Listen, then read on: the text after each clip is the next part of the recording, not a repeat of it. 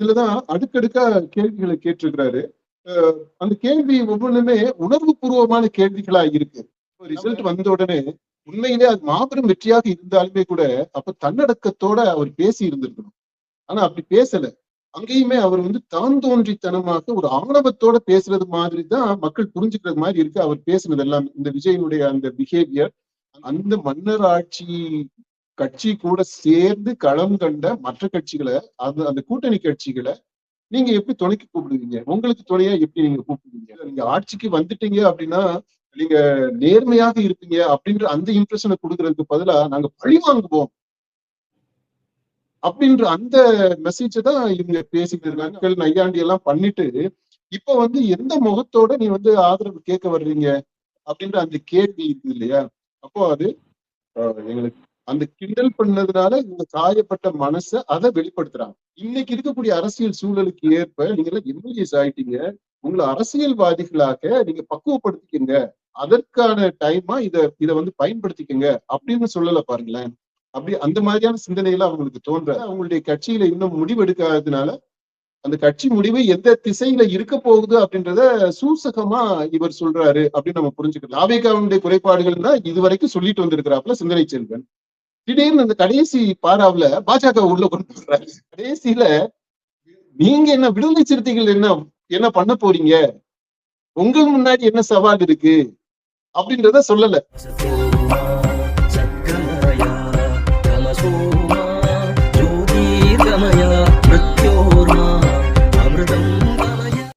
தமிழக அரசியல்ல பரபரப்புக்கு பஞ்சமே இல்லைங்கிற மாதிரி நொடிக்கு நொடி பரபரப்பாவே நடந்துட்டு இருக்குது.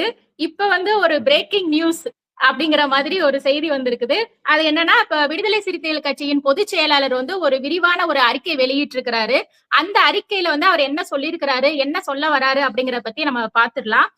முதல்ல அவர் சொல்லியிருக்கிறது தமிழகத்தில் கொல்லைப்புறம் வழியாக கவர்னர் ஆட்சியை திணிக்க பாஜக முயற்சி தமிழக மக்கள் விழிப்பாக இருக்க வேண்டும் அப்படிங்கிறத சொல்லியிருக்கிறாரு. இதன் மூலமா அவர் என்ன சொல்ல வராரு? இது தலைப்பா சொல்லி இருக்கிறாரு. அவரு பேரை சொல்லவே இல்லை. நீங்க அது விடுதலை சிறுத்தைகள் கட்சியினுடைய பொதுச் செயலாளர் சொன்னீங்க. அவரு சிந்தனை செல்வன். சிந்தனை செல்வனுடைய அந்த எக்ஸ் தளத்துல இருக்கக்கூடிய பதிவுகள் எல்லாத்தையுமே நம்ம வாசிக்கணும். அது எல்லாத்துலயும் ரொம்ப இன்ட்ரெஸ்டிங்கான பதிவுகள் தான். அதுல நிறைய இன்சைட்ஸ் இருக்குது, நிறைய கேள்விகள் இருக்கு. அது ஒரு இன்ட்ரோ அவரை பற்றி. இதுல இந்த தலைப்பு எடுத்துக்கிறோமே, கொல்லைப்புற வழியாக கவர்னர் ஆட்சியை பாஜக திணிக்க போகுது, அதுக்கு முயற்சி பண்றாங்க அப்படின்றாரு. அது உண்மையா? பாஜக உண்மையிலேயே கொல்லைப்புற வழியாக அந்த கவர்னர் ஆட்சியை திணிக்க பாக்குதா? அது ஒண்ணு. ரெண்டாவது, தமிழக மக்கள் விழிப்பாக இருக்கணும் அப்படின்றாரு. அப்ப அதுக்கு என்ன அர்த்தம்?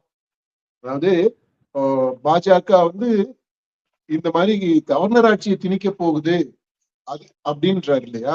அப்போ தாவேக ஆட்சி அமைக்க முடியாது அப்படின்னு சூசகமா சொல்றாரா? அதெல்லாமே இந்த பதிவுக்குள்ள நம்ம பார்க்கணும். அப்போ தாவேக ஆட்சி அமைக்க முடியாத ஒரு சூழ்நிலையை உருவாக்கி விட்டு இந்த பாஜக கவர்னர் ஆட்சியை திணிக்க போகுது அப்படின்னா தமிழகத்தை காப்பாற்றணும். அதுதான் தமிழக மக்கள் விழிப்பாக இருக்கணும்ன்றாரு. அப்ப தாவேக அல்லாத வேற கட்சிகள் அணிகள் உருவாகி ஆட்சிக்கு தமிழகத்தை காப்பாற்ற போறாங்களா? இதுதான் இந்த தலைப்புக்கு பின்னாடி இருக்கக்கூடிய கேள்வி. அந்த கேள்விக்கு அவர் இந்த இதுல என்ன பதில் சொல்றாரு அப்படின்றத நம்ம பாராவா வாசித்து அது நம்ம விமர்சனம் பண்ணலாம். இப்ப உள்ள இப்ப முதலாவதாக அவர் சொல்லியிருக்கிறது என்னன்னு பாத்தீங்கன்னா, தேர்தலுக்கு பிந்திய அசாதாரண சூழலை கையாளுவதில் அந்த டிவிகே விஜய் ஹெட் குவார்டர்ஸ் தடுமாறி போயிருக்கிறாரா, அல்லது அவருடன் இருக்கும் இரண்டாம் கட்ட தலைவர்கள் அவரை தவறாக வழி நடத்துகிறார்களா என கேள்வி எழுகிறது அப்படிங்கிறத குறிப்பிட்டிருக்கிறாரு. ஆமா, இது ரொம்ப சரியான கேள்வின்னு தான் நினைக்கிறேன். தேர்தலுக்கு பின்னாடி ஒரு அசாதாரண சூழ்நிலை வந்திருக்கு அப்படின்றது உண்மைதான். இந்த சூழலை கையாளுறதுல விஜய் தடுமாறுறாரு, அல்லது அதாவது சொந்தமா அவர் சிந்திச்சு முடிவெடுக்கக்கூடிய நிலையில இருந்தாருன்னா விஜய் ஒரு தடுமாற்றத்துல இருக்கிறாருன்னு சொல்லலாம். அல்லது என்னன்றாரு அது பாருங்க, அவர் கூட இருக்கக்கூடிய 2ஆம் கட்ட தலைவர்கள் அவரை தவறாக வழி நடத்துறாங்க அப்படின்ற ஒரு கேள்வி எழுப்புறாரு. அதாவது விஜய் சுயமா சிந்திக்கிறாரா அப்படின்றதுலயே ஒரு கேள்விய அதுக்குள்ள தொக்கி நிக்குது. அவர் சுயமா சிந்திச்சாருன்னா வேற மாதிரி முடிவு எடுத்திருக்கணும். அப்படி சிந்திக்காததுனால 2ஆம் கட்ட தலைவர்கள் அவரை வழி நடத்துறாங்க, அவங்க தவறா வழி நடத்துறாங்க அப்படின்ற அந்த பாயிண்ட சொல்றாரு. இப்ப அடுத்ததுக்கு போகலாம். அடுத்து வந்து ஆட்சி அமைப்பதற்கான அறுதி பெரும்பான்மை தனக்கு கிடைக்காத சூழலில் மிக கவனமாக தாவேகா செயல்பட்டிருக்க வேண்டும். உடனே தன் ஆதரவு கோர விரும்பும் அரசியல் கட்சி தலைவர்களை விஜய் நேரில் சந்தித்திருக்க வேண்டாமா? 2ஆம் கட்சி தலைவர்களின் பிடியில் தான் இல்லை என்பதையும் கவர்னர் வழியாக பாஜக தமிழகத்திற்குள் நுழைய முயற்சிப்பதை தடுக்க வேண்டியதன் அவசியம் குறித்தும் மனம் விட்டு கலந்துரையாடி இருக்க வேண்டாமா? வாட்ஸ்அப்பில் ஆதரவு கேட்டு கடிதத்தை அனுப்பிவிட்டு பதில் சொல்லுங்கள் என்பதை எப்படி புரிந்து கொள்வது அப்படிங்கிறத சொல்லியிருக்கிறார். அவர் கேள்வியாக கேட்டிருக்கிறாரு. ஆமா, இப்போ இதுலதான் அடுக்கடுக்கா கேள்விகளை கேட்டிருக்கிறாரு. அந்த கேள்வி ஒவ்வொன்றுமே உணர்வு பூர்வமான கேள்விகளா இருக்கு. நம்ம நேற்று ஒரு காணொலியில நம்ம பேசி இருந்தோம். தாவேகா தலைவர் சிலர்கிட்ட போன்ல பேசுறாரு, சிலர்கிட்ட 2ஆம் கட்ட தலைவர்களை அனுப்பி வைக்கிறாரு. அது கண்டிப்பாக நெருடலை ஏற்படுத்தி இருக்கும், உறவுல ரொம்ப ரசிக்கக்கூடிய விதத்துல இல்ல அப்படின்றத நம்ம சொல்லி இருந்தோம். இப்ப ஏறத்தாழ அந்த துணியை தான் இதுல வெளிப்படுத்துறாரு. இங்க பாருங்க, ஆட்சி அமைப்பதற்கு பெரும்பான்மை இல்லை, அப்படிப்பட்ட சூழ்நிலையில அவர் கவனமா செயல்பட்டு இருக்கணும் அப்படின்றதுதான் யதார்த்தம். அப்படிதான் செஞ்சிருக்கணும் விஜய். அப்ப அதாவது கவனமா செயல்பட்டு இருப்பாருன்னா என்ன செஞ்சிருக்கணும் அப்படின்றதான் அவர் அந்த கேள்விகளாக சொல்றாரு. நேரில் அவர் போய் சந்திச்சிருக்கணும், கண்டிப்பா அதை செஞ்சிருந்திருக்கணும். அவர் சந்திக்கல, நேர்ல சந்திக்கல. என்ன காரணம்? அதுக்கு என்ன காரணம் சொல்லுவீங்க? அந்த கேள்வி எழுப்புற, அது நியாயமான கேள்வியாகத்தான் இருக்கு. அடுத்து 2ஆம் கட்ட இந்த கட்சி தலைவர்கள் இருக்கிறாங்க இல்லையா தாவேகாவுல, அந்த தலைவர்களுடைய பிடியில இவர் இருக்கிறாருன்றத இப்போ இந்த தலைப்புலையும் சொல்லியிருக்கிறாரு, இந்த முதல் பாராளும் சொன்னாரு, இப்ப இந்த பாராளையும் சொல்றாரு. 2ஆம் கட்ட தலைவர்கள் என்ன பண்ணாங்க அப்படின்னா, அதுல 2 விதமான அணுகுமுறை இருந்திருக்கு. 3 ஸ்கூல்ஸ் இருக்கு, 3 பேரு. ஒண்ணு இந்த ஸ்ட்ராட்டஜிஸ்ட் ஜான் ஆரோக்கியசாமி, அவருடைய தேர்தல் வியூக வகுப்பாளர், அவருடைய அணுகுமுறை ஒண்ணு இருக்கு. அப்புறம் இந்த அரசியல் தேர்தலுக்கு பின்னாடி வரும்போது ஆதவ் அர்ஜுனா அவரு காங்கிரஸோட நெகோசியேட் பண்ணிட்டு திமுக கூட்டணியில் அங்கம் வைக்கக்கூடிய அந்த கட்சிகள் இருக்கு இல்லையா, அந்த கட்சிகளுடைய ஆதரவை பெறுறதுக்கு அவர் நெகோசியேட் பண்றாரு. இன்னொரு பக்கம் செங்கோட்டையன் தலைமையில அதிமுக அணியினுடைய ஆதரவு பெறுறதுக்கு நெகோசியேஷன் நடக்குது. இப்படி 2 பக்கம் நடக்குது. தேர்தல் வரைக்கும் முதன்மை ஆலோசகராக இருந்த ஜான் ஆரோக்கியசாமி அவரும் அவருடைய கருத்து சொல்லுவாருன்னு நினைக்கிறேன். அப்ப இந்த 3 விதமான அணுகுமுறைகளுக்கு இடையில தான் தாவேகா தலைவர் விஜய் இருக்கிறாரு. அவர் விஜய் மாட்டி இருக்கிறாரா, இல்ல இது எல்லாத்தையும் அவர் மேல இருந்து கண்காணிக்கிறாரா, அவருடைய டிரெக்ஷன் படிதான் இது எல்லாமே நடக்குதா அப்படின்றது தெரியல. அந்த கேள்வியை தான் இவர் எழுப்புறாரு. சிந்தனை செல்வன் அதான் முக்கியமான கேள்வியாக வருது. இப்ப அதான் அந்த 2ஆம் கட்ட தலைவருடைய பிடியில இவர் இல்ல, இவர் சுயமாகவே சிந்தித்து முடிவெடுக்க கூடியவர் அப்படின்ற அந்த பக்குவம் இருக்கு, அரசியல் முதிர்ச்சி விஜய்க்கு இருக்கு. அப்படியே இருக்கா இல்லையா அப்படின்ற அந்த கேள்வியை தொடர்ந்து எழுப்பிக்கிட்டே வர்றாரு, அந்த சந்தேகத்தை. அப்போ அதனுடைய அவசியம் குறித்தும் இந்த மற்ற கூட்டணி அமைக்க விரும்புறாங்க இல்லையா, அவங்களோட மனம் விட்டு பேசி இருக்கணும் அப்படின்றாரு. அதை நம்ம கண்டிப்பாக வரவேற்கிறோம். அது ஒரு ஃபர்ஸ்ட் பாயிண்ட். விஜய் நேரடியாக இந்த தலைவர்களை சந்திச்சிருக்கணும். அதாவது இடதுசாரி கட்சிகளுடைய அந்த தலைவர்களையோ, விசிகாவுடைய தலைவரையோ, காங்கிரஸுடைய தலைவர் அவரு ராகுலுக்கும் நேரடியாக அந்த ஹாட்லைன் கம்யூனிகேஷன் இருக்கிறதுனால அவங்க நேரா பேசியிருப்பாங்க. அதனால இங்க இதை ஒரு பொருட்டாவே மதிக்க தேவையில்லை. அவரை இந்த காங்கிரஸை பொறுத்த மட்டும் இல்ல, ஏற்கனவே அவருக்கு பூஜா தூக்கிக்கிட்டு இருந்த ஒரு குரூப் இருக்கு. இப்ப அதனால அது பிரச்சனை இல்லை. ஆனா மற்ற கட்சி தலைவர்களை கண்டிப்பா அவர் நேரடியா பார்த்து பேசியிருந்தா அந்த இம்பாக்ட் வேற மாதிரி இருந்திருக்கும். இதை நம்ம தொடர்ந்து முன்னாடி காணொலியிலையும் பதிவு பண்ணியிருக்கிறோம். 2வது, இவங்கள்ட்ட மனம் விட்டு பேசி இருக்கணும். அதே விஜய் மாதிரியே பேசுறது திருமாவளவன்ட்ட போன்ல பேசுறாங்க. சிபிஎம் தலைவர்கள்ட்ட போன்ல கூட விஜய் பேசவே இல்ல. அதுவே நம்ம ஆமா நேத்து காணொலியில குறிப்பிட்டிருக்கிறோம். அது மாதிரி ஆமா ஒரு தலைவருக்கு ஆமா போன்ல பேசுறது, இந்த தலைவர்களை மதிக்காம இருக்கிறதுங்கிறது அவங்களுடைய இதுல இருந்து ஒரு பாதிப்பை தானே ஏற்படுத்துங்கிறதை நம்ம குறிப்பிட்டிருக்கிறோம். இன்னைக்குமே இவர் அந்த மாதிரி விஷயத்தை குறிப்பிட்டு தான் கேள்வியாமே எழுப்பி இருக்கிறாரு. ஆமா சரி அடுத்த அதே பாயிண்ட். மாதிரிப்பா நம்ம ஒரு விஷயம் சொன்னோம் முன்னாடி இருந்தே நீங்க குறிப்பிட்டு இருக்கிறது, விஜய் கால் வந்து தரையில படணும், இறங்கி வரணும் அப்படிங்கிற ஒரு விஷயத்த வந்து தேர்தலுக்கு முன்னாடி இன்னமே வந்து அவர் அந்த இறங்கி வராததான் இந்த இவ்வளவு சிக்கல்களுக்கு ஒரு காரணமாவே எடுத்துக்கலாம்ல. இப்ப எல்லாருமே சொல்றது அந்த இறங்கி வரலங்கிறதான இந்த அடுக்கடுக்கான கேள்விகளை வந்து வெளிப்படுது. இல்ல அவரு இறங்கி வராம இருக்கிறாரா, அவரு இறங்கி வர்றதுக்கு மனசு இல்லையா, அல்லது அவர் இறங்கி வர்றத கூட இருக்கிறவங்க விட மாட்டேன்றாங்களா அப்படின்றது நீங்க இந்த இந்த இவருடைய இந்த பதிவை தொடர்ந்து வாசிப்போம். இந்த கேள்விக்கு பதில் அங்கேயே வருது. அடுத்த பாராவுக்கு நம்ம போகலாம்.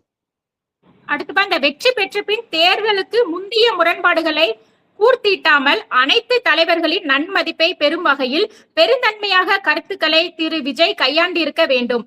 ஆனால் வெற்றி செய்தி வந்த மறுகணமே மன்னராட்சிக்கு முடிவு கட்டப்பட்ட நாள் என ஆணவத்தையும் பழிவாங்கும் மனநிலையுமே வெளிப்படுத்தியது சரிதானா?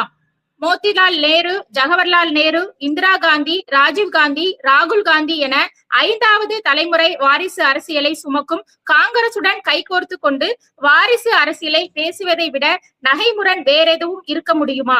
திமுகவை ஒழித்து கட்டப்பட்ட மன்னராட்சி என பேசிவிட்டு திமுக தலைமையில் கூட்டணி அமைத்து வெற்றி கண்டுள்ள இடதுசாரிகளையும் விசிகாவையும் கூசாமல் ஆதரவு கேட்டு அழைப்பதில் என்ன வகை தர்க்க நியாயம் உள்ளது? ஆமா இது அதாவது அது ரொம்ப உணர்ச்சி பூர்வமான ஒரு கேள்வி. அது ரொம்ப சரியான கேள்வியும் கூட. அதாவது இவரு விஜய் என்ன பண்ணி இருக்கணும் அப்படின்னா, தேர்தல்ல முடிவு வருது. முடிவு கூட அவங்களுக்கு ஆதரவு மக்கள் மத்தியில ஏகோபித்த ஆதரவு இருக்கு. ஒரு ஒரு நல்ல ஒரு முடிவு தான் இந்த முடிவு. ஆனா பெரும்பான்மை இடங்கள் கிடைக்கல அப்படின்றது அன்னைக்கே தெரியும். ரிசல்ட் வந்து அன்னைக்கே தெரியும். அப்பவே இவர் வந்து கொஞ்சம் அடக்கி வாசித்திருக்கணும். அதாவது கொஞ்சம் அதான் அந்த ஒரு ஹியூமிலிட்டி அப்படின்றது அது ரொம்ப முக்கியம். தலைவர்களுக்கு ரொம்ப அவசியம் அது. நீங்க திரும்பவும் அதைத்தான் நம்ம சொல்றோம். பிரச்சாரத்துல நீங்க ப்ரொஜெக்ட் பண்ணக்கூடிய இமேஜ்ன்றது வேற. இப்போ நிர்வாகம்னு வரும்போது அங்க நீங்க ப்ரொஜெக்ட் பண்ண வேண்டிய இமேஜ்ன்றது வேற. இந்த பிரச்சாரத்துல இருந்த அதே தான் நீங்க நிர்வாகத்திலையும் கொண்டு போய் வைக்க போறீங்க அப்படின்னா அது வந்து உங்களுக்கு எதிராகத்தான் போய் முடியும். அப்படிதான் இப்போ ஆய்கிட்டு இருக்கு. இப்போ ரிசல்ட் வந்த உடனே உண்மையிலே அது மாபெரும் வெற்றியாக இருந்தாலுமே கூட அப்ப தன்னடக்கத்தோட அவர் பேசி இருந்திருக்கணும். ஆனா அப்படி பேசல.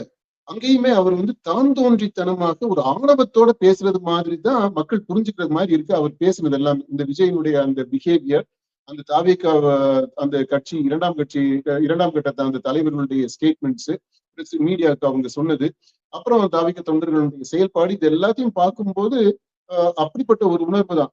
அதைத்தான் இவர் அந்த ஆதங்கத்தை தான் இவர் சுந்தரி செல்வன் இதுல வெளிப்படுத்துறாரு. அடுத்து அவர் வந்து மன்னராட்சிக்கு முடிவு கட்டப்பட்டது அப்படின்ட்டு அவங்க தாவேகா சைட்ல இருந்து அதை பத்தி பெருசா சொன்னாங்க. இவருடைய ஸ்டேட்மெண்ட், விஜயனுடைய ஸ்டேட்மெண்ட்லயும் அது இருந்தது. அதை கேள்விக்குள்ளாக்குறாரு. மன்னர் ஆட்சின்னு சொன்னா உண்மையிலேயே மன்னர் ஆட்சி காங்கிரஸ்ல தான் இருக்கு. ஏன்னா 5 தலைமுறை அடுத்தடுத்து அப்படியே தொடர்ந்து வந்து மோதிலால் நேருல இருந்து ராகுல் காந்தி வரைக்கும் அவரு போட்டிருக்காரு, லிஸ்ட போட்டிருக்கிறாரு. இப்ப இது மன்னர் ஆட்சியா? இங்க திமுகவுல நடக்கிற ஆட்சியும் மன்னர் ஆட்சி தான். அதாவது பாரம்பரியமா வரக்கூடியது, அடுத்தடுத்து வரக்கூடியது திமுக தலைமை. அதை கேள்விக்கு உள்ளாக்குற நீங்க ஏன் இந்த மாதிரி அதை விட அதிகமான தலைமுறை ஆட்சியில் இருக்கக்கூடிய அந்த அதிகாரத்தில் இருக்கக்கூடிய ஒரு கட்சியோட கூட்டணி வச்சுக்கிட்டு இதை எப்படி நியாயப்படுத்த முடியும்? அந்த அந்த முரணை வந்து அவரு காட்டுறாரு. அது ஒரு பாயிண்ட். 2வது பாயிண்ட் ரொம்ப அது இன்னும் இன்ட்ரெஸ்டிங்கான பாயிண்ட். அதாவது திமுகவை நீங்க எதிர்த்து தோற்கடிச்சுட்டதா நீங்க சொல்றீங்க. மன்னராட்சி அதுல தோற்கடிச்சிட்டோம் அப்படின்ட்டு வெற்றி வாகை சூடியதா நீங்க புலகாங்கிதம் அடைகிறீங்க. அப்படி அடைகிற நீங்க அந்த மன்னர் ஆட்சி கட்சி கூட சேர்ந்து களம் கண்ட மற்ற கட்சிகளை, அந்த கூட்டணி கட்சிகளை நீங்க எப்படி துணைக்கு கூப்பிடுவீங்க? உங்களுக்கு துணையா எப்படி நீங்க கூப்பிடுவீங்க? துணையா கூப்பிடல, உங்களை தாங்கிறது. அவங்க இல்லாட்டினா நீங்க இப்போ ஆட்சி அமைக்க முடியாது. அப்போ உங்களை தாங்கக்கூடிய உங்களுடைய நாற்காலியை சுமக்கக்கூடிய கால்களாக இவங்களை கூப்பிடுறீங்க நீங்க. இந்த கால் வந்து இருந்தா தான் அந்த நாற்காலி மேலே நீங்க உட்காரவே முடியும். அது எவ்வளவு முக்கியமான பணி, தொண்டு, சேவை இல்லையா? அதை செய்யறதுக்கு நீங்க கூப்பிடுறீங்க அப்படின்னா அப்ப என்ன தர்க்க நியாயம் இருக்கு அப்படின்னு அந்த கேள்வி சரியான கேள்வின்னு தான் நான் நினைக்கிறேன். அடுத்த பாயிண்ட். திரு விஜய் அவர்களுக்குள்ள கரிஷ்மா அடையாளத்தை, நாயக பிம்பத்தை பயன்படுத்தி கொண்டு அவரை வெளியே வரவிடாமல் இளவரசராக்கி முடக்கி வைத்துவிட்டு அவருடன் இருக்கும் 2ஆம் கட்ட தலைவர்களில் ஒரு சிலர் திமுகவின் மீதுள்ள பகையை தீர்த்து கொள்ள திரு விஜயை பயன்படுத்துகிறார்கள்.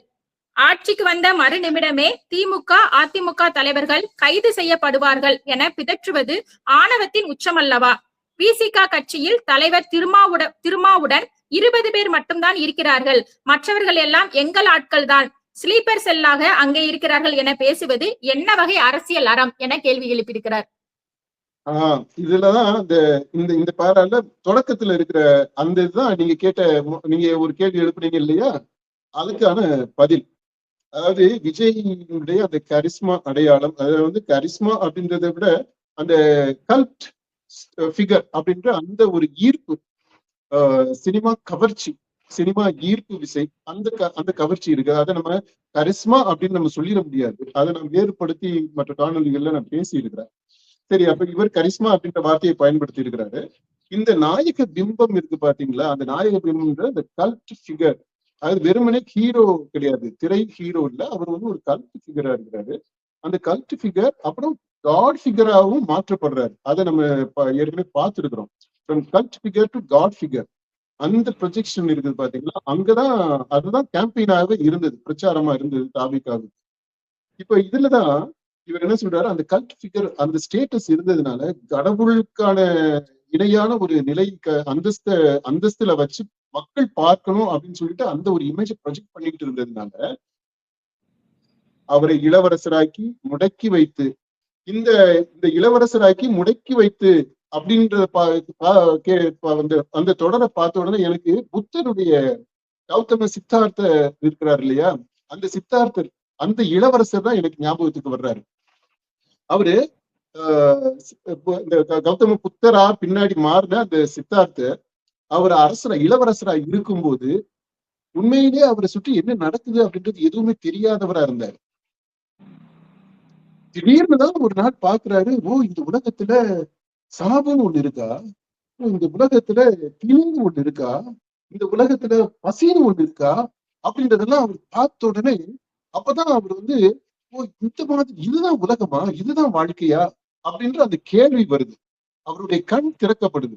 அது வரைக்கும் அவர் வந்து அந்த அரண்மனை சுகத்துக்குள்ள, அந்த சுகவாசத்துக்குள்ள, அந்த அவருக்காக பிரத்யேகமா சிருஷ்டிக்கப்பட்ட, உருவாக்கப்பட்ட, படைக்கப்பட்ட அந்த சொர்க்கத்துக்குள்ள அவர் சுகவாசியாக இருந்தாரு. அப்படியே இருந்துருவாருன்னு நினைச்சா திடீர்னு பாத்தீங்கன்னா உண்மையான உலகம் அவர் கண்ணுக்கு தெரியுது.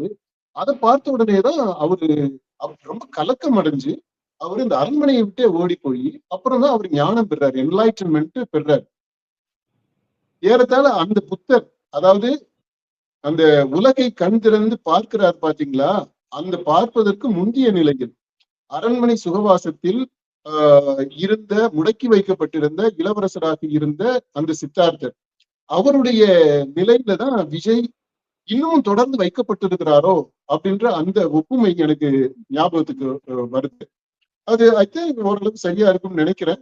இப்போ இவர் வந்து விஜய் அவர் என்லைட்டன்மெண்ட் அடையணும், அதாவது மக்கள் உண்மையிலேயே மக்களோடு மக்களாக அவர் கரையணும் அப்படின்னா அது அடுத்த கட்ட நகர்வு, அதற்கு அவர் தயாராகணும். இப்ப வரைக்கும் அவரு அந்த பிம்பத்திற்குள்ள இருக்கிறார், பிம்ப சிறைக்குள்ள அவர் இருக்கிறார், அவரை வச்சிருக்கிறாங்க, முடக்கி வச்சிருக்கிறாங்க. அந்த பிம்பத்தை தான் அவங்க வந்து ட்ரேட் பண்ணிக்கிட்டு இருக்கிறாங்க. அதனால இந்த இமேஜ் டிராப் மட்டும் இல்ல, இமேஜ் டிராப்புக்குள்ள அவருடைய இமேஜ்க்குள்ளேயே அவர் டிராப்பா இருக்கிறதுன்றது ஒரு பக்கம் இருக்கு. அடுத்து அதவே அவங்க வந்து இமேஜ் ட்ரேடாகவும் பண்ணிக்கிட்டு இருக்கிறாங்க. இமேஜ் ட்ரேட், அந்த அந்த பிம்பத்தை ஒரு வணிகமா அரசியலாக்கி, அரசியல் வியாபாரமாக்கி, வாக்கு அரசியலாக்கி, வாக்குகளை அறுவடை செய்யக்கூடிய ஒரு உத்தியாக அதை பயன்படுத்திக்கிட்டு இருக்கிறாங்க. இதை தாண்டி அவர் வரும்போதுதான் அவரு ஒரு விழிப்புணர்வு அடைந்த என்லைட்டன்ட் புத்தா, அந்த மாதிரி ஒரு தலைவராக, மக்களினுடைய தலைவராக அவர் தன்னை கண்டுகொள்ளணும். அப்படி கண்டுகொள்வதற்கு அவருடைய கண்கள் திறக்கப்படணும். இப்பதான் அந்த ரியாலிட்டி யதார்த்தம் புரிய ஆரம்பிக்குது. எப்படி புத்தருக்கு வந்து சாவு இருக்குதா, பிணி இருக்குதா அப்படின்னு தோணுச்சு இல்லையா? அப்படின்னு உடனே இப்பதான் அந்த அரசியல்ல நிர்வாகம்ன்றது வேற, பிரச்சாரம்ன்றது வேறையோ. அப்ப நம்ம வந்து கவர்னர் ஒழிப்புன்னு நம்ம பாட்டுல நம்ம இதுல அறிக்கையில தான் சொல்லிட்டோமே, ஆனா கவர்கிட்டயே திரும்ப திரும்ப போக வேண்டியது இருக்குது கவர்னர்கிட்ட அப்படின்ற அந்த யதார்த்த சூழல் இருக்குது பாத்தீங்களா? அது எல்லாமே இப்பதான் தெரிய ஆரம்பிக்குது. இது ஒரு நல்ல பயிற்சியாக அவருக்கு இருக்கும். எப்படி சீமான் வந்து வென்றால் மகிழ்ச்சி, தோற்றால் பயிற்சி அப்படிப்பாரு இல்லையா? இப்ப அந்த மாதிரி விஜய் ஒரு பயிற்சி காலகட்டத்துல இருக்கிறாரு. இந்த பயிற்சி அவர் நல்ல விதத்துல எடுத்துக்கிட்டாருன்னா நிச்சயமாக ஒரு நல்ல தலைவராக வருவார். அதுல நமக்கு சந்தேகம் இல்லை. அது வேற பாயிண்ட். இப்போ இவருடைய இதுக்கு போயிடுவோம். அடுத்த பாயிண்ட்டுக்கு நம்ம அடுத்ததா வந்து அதுலயே வந்துட்டு அவர் குறிப்பிட்டிருக்கிறது பாத்தீங்கன்னா, சிலர் திமுகவின் மீதுள்ள பகையை தீர்த்து கொள்ள விஜயை வந்து பயன்படுத்திக்கிறாரு அப்படிங்கறத ஒரு விஷயத்தையும் சொல்லியிருக்கிறாருல. ஆமா, அது அது அடுத்த பாயிண்ட். நான் இந்த புத்தருடைய விழிப்புணர்வு பற்றி சொன்னதுலயே நான் அப்படி நிறுத்திட்டேன். 2வது பாயிண்ட் அந்த அந்த பாரால சொல்லியிருக்கிறது, அதுவும் ரொம்ப முக்கியமானது. அதாவது பாருங்க, 2ஆம் கட்ட தலைவர்களில் ஒரு சிலர் திமுகவின் மீது உள்ள பகையை தீர்த்து கொள்ள திரு விஜயை பயன்படுத்துகிறார்கள் அப்படிங்கிறது அடுத்தது. ஆமா, 2ஆம் கட்ட தலைவர்கள்ல அந்த விஜய் பயன்படுத்துறாங்கன்னு 2ஆம் கட்ட தலைவர்களே ஆதவர்ஜுனா, கண்டிப்பா ஆதவர்ஜுனாவை தான் அவர் மீன் பண்றாரு. அது திமுகவுல இருந்து அடிபட்டு நோஸ் கட்டு வாங்கிட்டு வந்தவர். இதுல அப்புறம் விடுதலை சிறுத்தைகள்லையும் வந்து இருந்து அளவுக்கு அதிகமா மூக்க நுழைச்சு மூக்க அறுபட்டு போனவரு. இப்ப அதனால அவருக்கு திமுக மேல அவர் பழி தீர்த்துக்கிறதுக்கு நிறையாகவே இருக்கு. பர்சனலாகவே அவருக்கு இருக்கு. அந்த தவிகவுடைய தலைவருக்குமே கூட பர்சனலா சில கிரீவன்சஸ் இருக்கும் தான் நான் நினைக்கிறேன். தீர்த்துக்க வேண்டிய பழிகள் அப்படின்ட்டு நிறையவே இருக்கும். அந்த வஞ்சம் தீர்த்துக்கிறதுக்கான காரணங்கள் அவங்களுக்கு இருக்கு தனிப்பட்ட அளவுல. இப்ப அதைத்தான் அவர் சுட்டி காட்டுறாரு. இந்த டீடைல்ஸ் உள்ள போனோம்னா நம்ம பர்சனலா உள்ள போறது மாதிரி இருக்கும். அதனால அதை தவிர்த்துருவோம். ஆனா அடுத்தது இருக்கு பாத்தீங்களா, அதாவது அந்த ஆணவத்தினுடைய உச்சம் அப்படின்றது, அந்த ஆணவம் எப்படி வெளிப்படுது அப்படின்னா, இந்த திமுக அதிமுக தலைவர்களை வந்த உடனே நாங்க கைது பண்ணிடுவோம், கிழிச்சிருவோம் அப்படின்றது. ஏயா உங்களுக்கு இப்ப ஆட்சி அமைக்கிறதுக்கு போதுமான சீட்டு இன்னும் வரல, கிடைக்கல.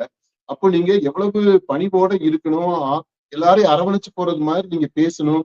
இல்ல நீங்க ஆட்சிக்கு வந்துட்டீங்க அப்படின்னா நீங்க நேர்மையாக இருப்பீங்க அப்படின்ற அந்த இம்ப்ரெஷனை கொடுக்கறதுக்கு பதிலா நாங்க பழி வாங்குவோம் அப்படின்ற அந்த மெசேஜை தான் இவங்க பேசிட்டு இருக்காங்க. அப்ப அந்த உணர்ச்சின்றது வந்து மக்களுக்கு இவங்க என்னடா எப்படி நேர்மையாக நடுநிலையில ஆட்சியை செலுத்துவாங்க அப்படின்ற அந்த ஒரு கேள்வியை வர வைக்கக்கூடியதாக தான் அவங்களுடைய நடத்தி இன்னைக்கு வரைக்கும் இந்த 4 நாள்ல அவங்க நடத்தி பார்த்தீங்கன்னா அப்படித்தான் இருந்திருக்கு. அப்புறம் இதுல அடுத்த பாயிண்ட் அந்த கடைசியை சொல்றதுதான் பர்சனலா இது விடுதலை சிறுத்தைகள் கட்சியை அவமானப்படுத்துறது மாதிரி ஆதவர்ஜுனா பேசின பேச்சா அப்படியே இந்த சோசியல் மீடியால எல்லாம் பரவலா வெளிவந்தது. இது மாதிரி என்ன அவங்ககிட்ட வந்து 10-20 பேர் கூட கிடையாது, அண்ணன் கூட மத்தவங்க எல்லாருமே நம்ம கூட தான் இருக்கிறாங்க, அதாவது தாவிகாவுக்கு வந்துட்டாங்க அப்படின்ற அந்த கிண்டல் பேச்சு இருக்குது பாத்தீங்களா, அது இவங்களை ரொம்ப டீப்பா ஹர்ட் பண்ணிருக்கு. அதை இப்ப வெளிப்படுத்துறாரு. இந்த மாதிரி எல்லாம் நீங்க கிண்டல் பண்ணீங்க, நக்கல் நையாண்டி எல்லாம் பண்ணிட்டு இப்ப வந்து எந்த முகத்தோட நீ வந்து ஆதரவு கேட்க வர்றீங்க அப்படின்ற அந்த கேள்வி இருக்கு இல்லையா? அப்போ அது எங்களுக்கு அந்த கிண்டல் பண்ணதுனால இந்த காயப்பட்ட மனசை அதை வெளிப்படுத்துறாங்க. இந்த உணர்வு கண்டிப்பாக இந்த கட்சி தலைவராகிய திருமாவளவனுக்குமே அது இருந்திருக்கும். இந்த மாதிரி அவங்க நையாண்டி பேசுனது, ஆதவர்ஜுனா பேசுனது, அதை சுட்டி காட்டுறது. இந்த மாதிரி எல்லாம் நீங்க பேசிட்டு இப்ப எந்த முகத்தோட வந்துப்பா எங்கிட்ட எங்களை கூட்டணிக்கு உங்களை சப்போர்ட் பண்றது கூட்டணிகள்ல இப்ப இது வந்து கூட்டணின்றதை விட ரொம்ப அதிகமானது. நம்ம ஏற்கனவே சொன்னோம் பாத்தீங்களா, விஜய் உட்கார போகின்ற அந்த நாற்காலிக்கு காலா போய் இவங்க நிக்கணும். அது எவ்வளவு முக்கியமான இது பணி தொண்டு. அந்த இதுக்கு நீங்க கூப்பிடுறது, அப்ப அதுக்கேற்ற மாதிரியான ஒரு இது உங்ககிட்ட இல்ல அப்படின்னா அதை ரிக்ரெட் பண்றது மாதிரி இல்ல. இந்த மாதிரி பேசுனதுக்கு ஒரு வருத்தம் தெரிவிக்கக்கூடிய சூழ்நிலையில கூட இவங்க இல்ல.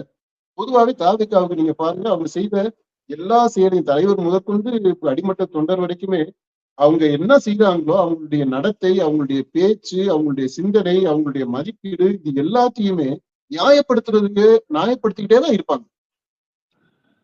அதுல இருக்கக்கூடிய மற்றவங்க சுட்டி காட்டின ஏதாவது கொஞ்சம் அத்துமீறலாக இருக்கு, இது வந்து கொஞ்சம் இதை கொஞ்சம் திருத்திக்கலாம் அப்படி அந்த மாதிரி யார் எது சொன்னாலும் அது எல்லாத்தையுமே புறம் தள்ளுவாங்க, அல்லது அதை வந்து கிண்டலுக்குரியதாக மாற்றுவாங்க, அல்லது இது வந்து வலி அப்படின்ற அந்த இதுல கொண்டு வந்து நிறுத்திடுவாங்க.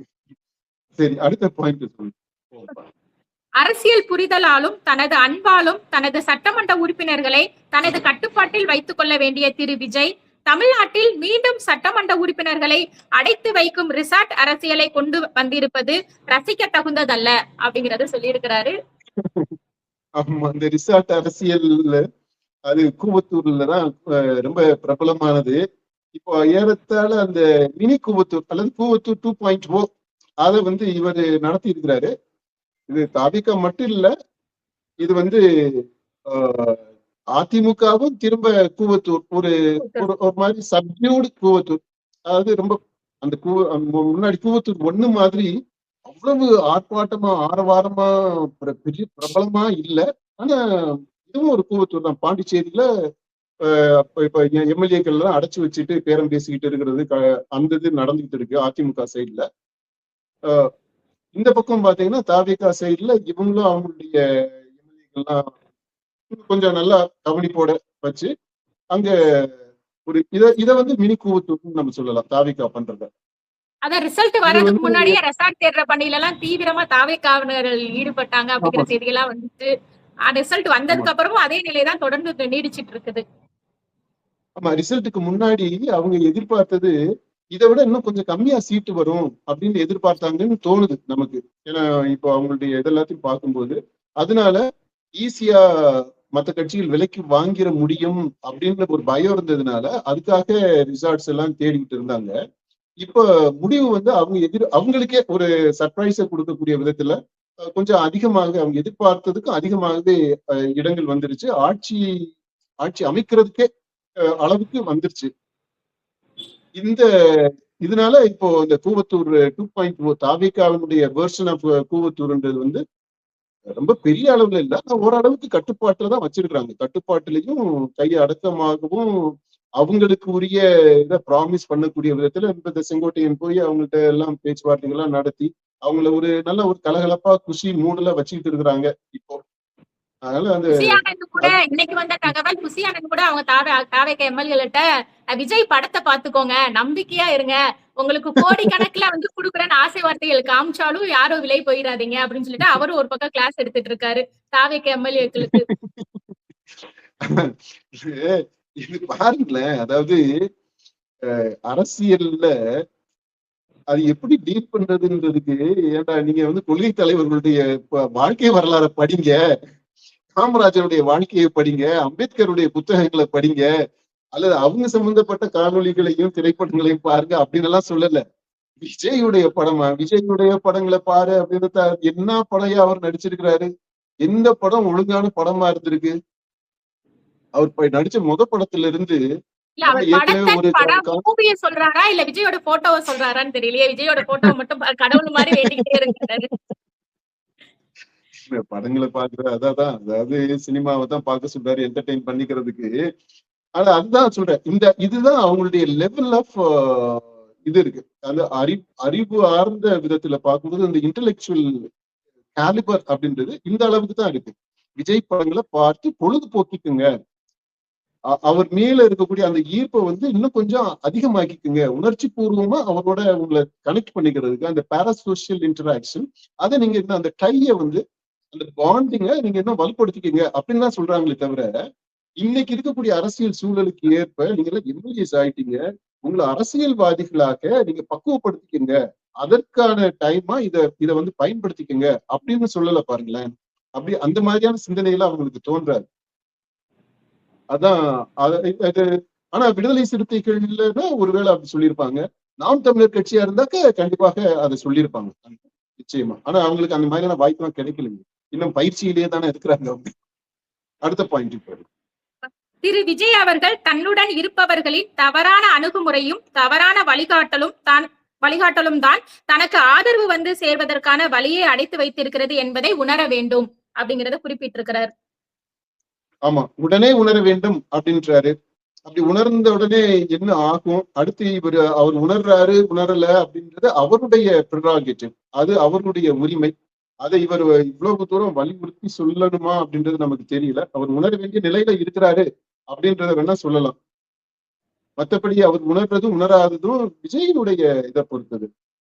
ஆனா அந்த பாயிண்ட் இருக்கு, அவருடைய கூட இருக்கு, விஜய் கூட இருக்கிறவங்களுடைய தவறான அணுகுமுறை, அப்புறம் விஜய அவங்க தவறா வழிகாட்டுறது.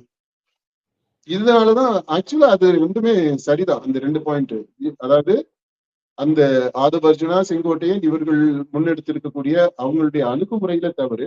அடுத்து விஜய்க்கு அவங்க இந்த மாதிரி அவர் ஒரு இன்புட் கொடுத்து அவருக்கு சில செய்திகளை சொல்லி அவருக்கு வழிகாட்டுவாங்க இல்லையா, இந்த இதுல போட்டு போலான்ட்டு. அந்த இடத்துலதான் இவரும் வர்றாருன்னு நினைக்கிறேன், அந்த நம்ம வியூக வகுப்பாளர் அவரு. இப்ப 2 விதத்திலையுமே விஜய் அது இந்த அணுகுமுறைகள் சரியில்லாமல் போனதுனாலதான் இந்த ஆதரவு வர்றது தாமதமாக இருக்குதா இல்ல வராமலே போயிருமா அப்படின்னு நமக்கு தெரியல. இதுக்கு காரணம் இந்த வழியை அடைத்து வைத்திருக்கிறது அப்படின்றது. அதுக்கு காரணம் இவர் சொல்லி இருக்கிறது சரிதான். ஆனா விஜய் அதை உணர்வாரா உணர மாட்டாரா அப்படின்றது அது இவருடைய சிந்தனை செல்வனுடைய வேலை கிடையாது. அது விஜய் பாத்துக்கிடுவார். அடுத்த பாயிண்ட், இறுதியாக அவர் ஜனநாயக நெறிமுறைகள் அனைத்தையும் மீறி கவர்னர் ஆட்சியை திணிக்க பாஜக முயன்று வரும் இந்த சூழலின் ஆபத்தை உணர்வதும் அதை தடுத்து தமிழ்நாட்டு காப்பதுதான் மக்கள் முன்னால் உள்ள சவால் அப்படின்னு சொல்றாரு.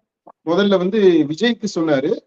விஜய் இந்த இத அவர் என்ன உணரணும் அப்படின்றத சுட்டி காட்டினாரு.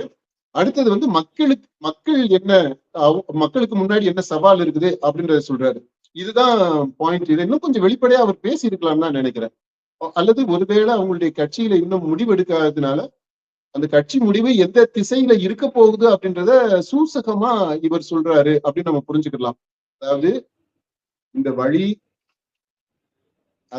முந்தின பாயிண்ட் பாத்தீங்களா, விஜய்க்கு ஆதரவு சேர்வதற்கான வழியை அடைத்து வைத்திருக்கிறது அப்படிங்கும் போது விஜய் ஆட்சி அமைப்பது இனி முடியாத காரியம் அப்படின்றது மாதிரி அந்த பாயிண்ட சொல்லிட்டாரு.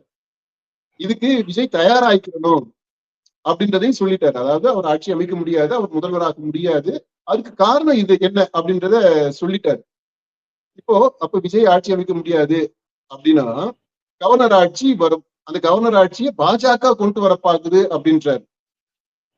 அந்த லாஜிக்ல ஒரு சின்ன கேப் இருக்கு. அதாவது விஜய் அவர் மேல குற்றம் சொல்றாரு, அவரால ஒரு மெஜாரிட்டிய மொபிலைஸ் பண்ண முடியல அப்படின்னு சொல்லும் போது பாஜக எங்க குறுக்க வருது? விஜய் இப்போ அவருடைய அணுகுமுறையை மாத்தி இவர் சொல்லி இருக்கிற மாதிரி நம்ம இப்போ இவ்வளவு நேரம் பேசணும் இல்லையா, அந்த விமர்சனங்கள் எல்லாம் கவனத்துல எடுத்துக்கிட்டு விஜய் ஒரு பணிவோட அன்போட மற்ற தலைவர்கள் எல்லாம் நேரா பார்த்து போதிய சப்போர்ட்டை வாங்கியிருந்தாருன்னா பாஜக உள்ள வரும்னு சொல்ல முடியாது இல்லையா. அப்ப கவர்னர் கூப்பிட்டு ஆட்சி அமைக்க சொல்லிட்டு போறாரு மெஜாரிட்டி இருந்தா. மெஜாரிட்டி வரல விஜய்க்கு. வராததுக்கு காரணம் அவர் தான். தாவேகாவுடைய குறைபாடுகள் தான் இதுவரைக்கும் சொல்லிட்டு வந்திருக்கிறாப்புல சிந்தனை செல்வன். திடீர்னு இந்த கடைசி பாராவுல பாஜக உள்ள கொண்டு வர்றாரு. இது கவர்னர் ஆட்சியை திணிக்கிறதுக்கு பாஜக முயற்சி பண்ணுதுன்றாரு. அங்கதான் ஒரு ஜம்ப் இருக்கு.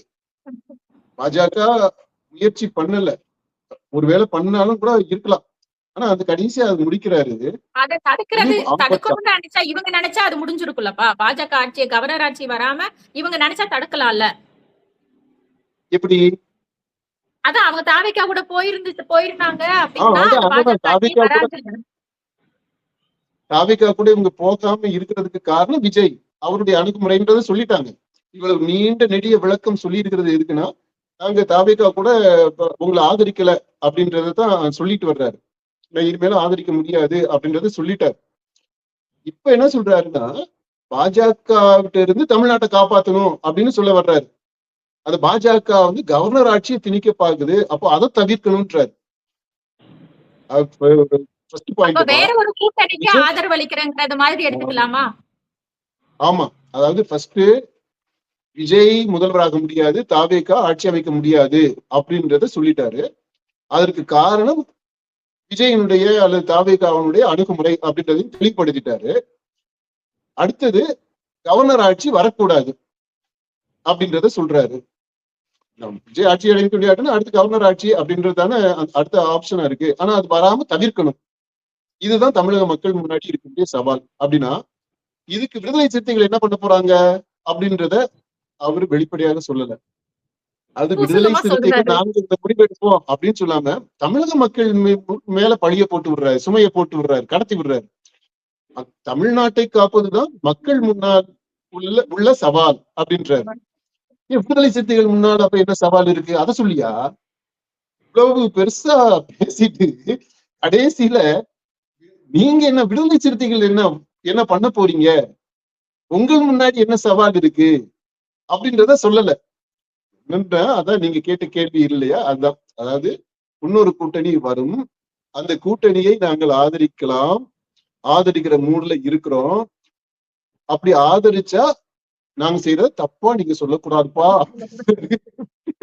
அப்படின்னு ஒரு பிரில்யூட் மாதிரி ஒரு சினிமால எல்லாம் பாத்தீங்கன்னா அந்த ஃபோர் ஷேடோயிங்னு ஒரு கான்செப்ட் இருக்கு, ஒரு இது இருக்கும். அது இந்த மாதிரி ஏதோ நடக்க போகுது அப்படின்றத முன்ன அறிவிக்கிறது, அதுக்கு தயார் பண்றது ஆடியன்ஸ. அந்த மாதிரி இது அடுத்து நடக்க போகுது, ஏதோ ஒண்ணு பெருசா நாங்க விடுதலை சிறுத்தைகள் ஒண்ணு பண்ண போறோம், அதனால நீங்க அதிர்ச்சி அடைஞ்சிடக்கூடாது, அதை நீங்க என்ஜாய் பண்ணுங்க, அதுல ஒரு சஸ்பென்ஸ் இருக்கு அப்படின்றது, அந்த இதுக்கான முன்னோட்டம் தான் இந்த அறிக்கை. இப்பப்பா இவர் சிந்தனை செல்வனுடைய அறிக்கையை நம்ம விரிவா பார்த்துட்டோம். இன்னைக்கு ஒருவேளை தேர்தல் இந்த ஆண்டு நடக்கல அப்படின்னா இன்னைக்கு ஒரு முக்கியமான ஒரு டிவில எல்லாம் வந்திருக்கக்கூடிய செய்தி என்னன்னு பாத்தீங்கன்னா +2 ரிசல்ட் தான் பெரிய அளவுல பேசப்பட்டிருக்கும். அது மாதிரி இன்னைக்கு +2 முடிவுகளா வெளியிட்டு இருக்கிறாங்க.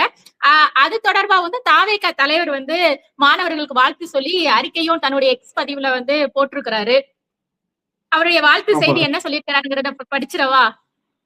படிங்க, அது ரொம்ப இன்ட்ரெஸ்டிங்கா இருக்கு. ஏன்னா இப்ப வெற்றின்னு சொல்லும் போது அங்க தோல்வியும் இருக்கு. அதனால அவர் என்ன சொல்லி இருக்கிறார், முதல்ல வெற்றி அடைந்த மாணவர்களுக்கு என்ன சொல்லி இருக்கிறாரு சொல்லுங்க, வாசிங்க. வெற்றி அடைந்த மாணவர்களுக்கு 12ஆம் வகுப்பு பொது தேர்வில் விடாமுயற்சியால் வெற்றி கனியை சுவைத்த என் அன்பு தம்பி தங்கைகளுக்கு நெஞ்சார்ந்த வாழ்த்துக்கள் அப்படிங்கிறத சொல்லி இருக்கிறாரு. அடுத்து இந்த வெற்றியை உங்கள் கடின உழைப்பிற்கு கிடைத்த அங்கீகாரம், உயர்கல்வி எனும் அடுத்த கட்டத்தை நோக்கி நம்பிக்கையுடன் அடியெடுத்து வையுங்கள் அப்படிங்கிறத குறிப்பிட்டிருக்கிறாரு. வாழ்த்து செய்தா சொல்லியிருக்கிறாரு. நல்ல விஷயம். அதே நேரத்துல தோல்வி அடைந்த மாணவர்களுக்கு வெற்றி பெற தவறியவர்கள் மனம் தளர வேண்டாம், மீண்டும் முயற்சி செய்யுங்கள், வெற்றியின் அருகில் தான் இருக்கிறோம் என்பதை நினைவு கொள்ளுங்கள், உங்கள் அனைவரின் எதிர்காலமும் பிரகாசிக்கட்டும், நல்லதே நடக்கும், வெற்றி நிச்சயம் அப்படிங்கிறது அவருடைய பார்வையிலேயே சொல்லி முடிச்சிருக்கிறாரு. ஆமா, இப்ப இந்த அந்த தோல்வி அடைந்தவர்களுக்கு சொல்லியிருக்கிறாரு இல்லையா, அது ஒவ்வொரு பாயிண்டையும் நீங்க சொல்லுங்க. இது ஒவ்வொன்றுமே அப்படியே விஜய்க்கும் தாவேகாவிற்கும் ரொம்ப பொருத்தமானதா இருக்கு.